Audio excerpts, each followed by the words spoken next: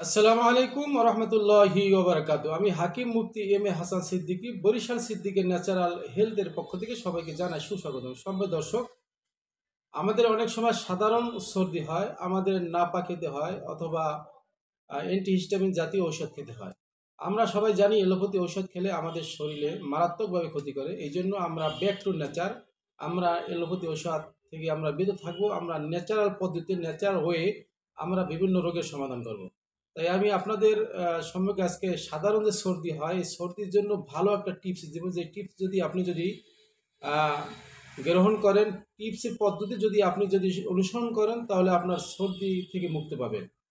আমরা সবাই আহ, পেয়ারা গাছ চিনি। পেয়ারা গাছের কচি পাতা এবং লবণ, এই দুইটি ভালোভাবে জাল দিব, সেদ্ধ করব। সেদ্ধ করার পরে আমরা ভালোভাবে সেঁকে নিব। সেঁকে নেওয়ার পরে যে অবশিষ্ট যে পানি থাকবে, ওই পানি যদি আমরা খালি পেটে সকালে 1 চামচ এবং রাত্রে 1 চামচ যদি আমরা এভাবে 1 থেকে 5 দিন আমরা যদি গ্রহণ করতে পারি, ইনশাআল্লাহ আমাদের যে সর্দি থাকে এই সর্দি থেকে আমরা মুক্তি পাবো। তাই সকলকে ধন্যবাদ। আসসালামু আলাইকুম রহমতুল্লাহি ওবরাকাত।